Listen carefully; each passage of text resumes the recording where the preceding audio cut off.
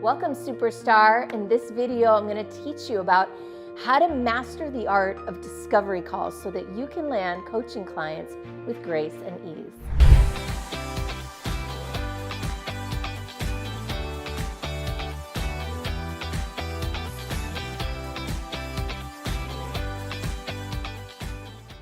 Mastering the art of sales is one of the most powerful things you can do for yourself as a coach. And in fact, sales and getting clients is the single most challenging thing that most coaches face. So if you can master this, everything else is a piece of cake. There's a sense of power that also comes when you know that you can snap your fingers and get more clients. And one of the best things you can do for yourself strategically is to make sure that when you get an opportunity to have a sales conversation with a client, that you're able to convert them if they're a right fit. So in this video, I'm going to teach you the 7-step sales process that I've used for over a decade and that I've been teaching my clients for nearly that long. It's a game changer. I used to approach sales in very much the traditional way that it's taught out in the world. And in fact, I was a sales trainer for a few years early on in my business. But back then, I used to use very high pressure sales tactics, much more manipulative tactics that, you were taught as a salesperson. I didn't know that they were bad or wrong or that they created mistrust or pushed clients away. I had to learn that the hard way. About 10 years ago, I met a coach who taught me a completely different way to do sales. And since then, I've adapted his process, changed it, updated it, and made it more aligned with my true nature. And that's what I'm going to share with you here today. My process is called Sales as Service. And essentially what it is that you approach the sales process as a step in your service delivery process. So instead of looking at sales as something that you're doing in order to get someone into your service process, you actually start looking at sales as a part of that value delivery system. And so when you do that, when you approach sales from a perspective or from an attitude of serving, and you approach the sales prospect as someone that you're there to help, to give insight to help them no matter whether they continue to work with you or not, it changes the dynamic. It actually creates more trust. It means that the client can trust you more. And these 7 steps I'm going to share with you are exactly how you create that trust and do the very important work of identifying if someone is a right fit. Because in coaching, trust is so very important. And you want to build that from the very first interaction. You need to establish yourself as a trustable leader because that's what's going to serve the coaching relationship long term. So that begins right here in the sales process. You ready? Let's go. Now, before I actually dive into the content, I do want to invite you to like this video, subscribe to my channel, and please feel free to comment below if this resonates with you. All right, you ready? Here we go. Now, here's the acronym. It's Sales as Service, S-E-R-V-I-C-E, which stands for these words here. I'm going to walk you through them one at a time. So the first S is for state. Really, it's set your state. And what that means is before you hop on any sort of discovery call or strategy session or sales conversation, or really any conversation if you think about it, getting yourself into an empowered, supported state, getting grounded, getting centered. I like to take a few deep breaths. I put one hand on my heart, one hand on my belly, and just settle in. Another thing that I like to do is get really present and clear of what my intention is. And my intention on a sales strategy session, and I invite you to the same, is not to sell. My intention is to serve. That's really the underlying principle here, that please let me serve this person exactly how they need to be served, help them move forward in the best possible way, whether that's working with me or not working with me. Now, I know that might seem counterintuitive because you're supposed to want to get a yes, you're supposed to want to make a sale. But as I said earlier, in this industry in particular, you don't want to pressure people or manipulate people or enroll people who aren't going to do the work. So this process is intended to really weed out the people who are not a right fit and definitely enroll the ones who are. So setting your state is about getting present, aligned, centered, ready to serve. I have a client, a friend and a client, Diana Castro. She has a beautiful video production company called 4 Productions based in Miami, Florida. And she does a prayer before every strategy session. And in that prayer, she asks for divine support in serving the person she's about to speak with, and even sets the intention of releasing the outcome before she hops on a sales call. In addition to setting your own state before the call, when you first hop on the call, that's the opportunity to state the intention of the call with the person you're talking to. And that's a really important, the beginning of a call is very, very important, because that's where you establish the leadership of the call.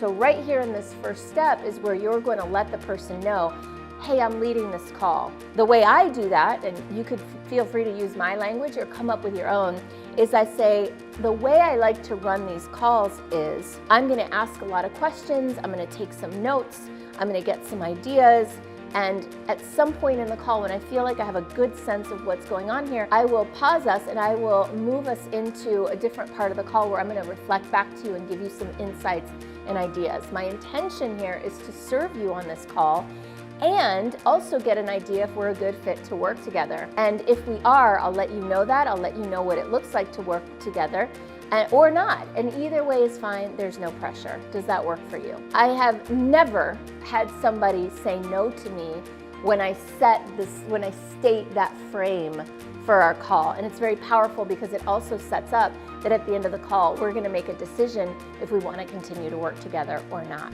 So the second E is for elicit and engage.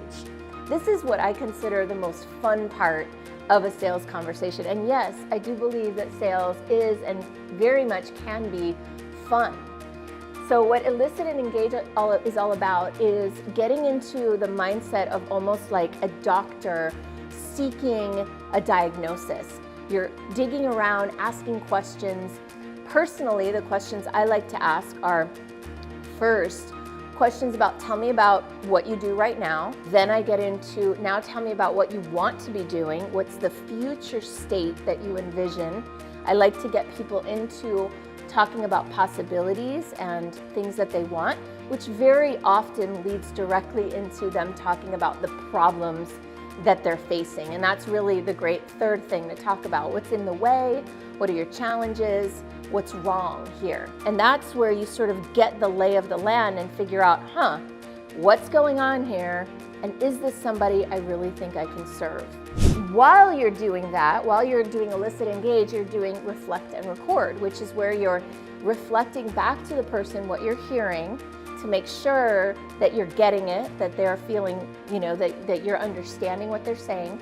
And I record, and I think that it's really good for clients to see you taking notes. One of the things I do in the set your state up above is I let people know, hey, I'm going to be taking notes here so that I can better listen and give you feedback, and people love that. Then you're going to also be looking at how to validate someone, how to validate their experience, validate their concerns, validate their situation. You're letting them know, hey, you're not alone. I've seen this before. This is not uncommon. I know how to work with this, and I'll tell you what that can look like later. So you're not going into sales mode yet. You're really here in this whole first part. You're just gathering information and reflecting back. Then we move into this, and this is where things shift a little bit. This is where we're gonna shift it so that they're doing less of the talking and we start to do a little more of the talking. And we're gonna say something along the lines of, all right, cool, I have a pretty good idea of where you are. At this point, you've reflected it back to them. Here's what I see. And this is where you give them some sort of insight into a blind spot, ideally, something that maybe they're not seeing.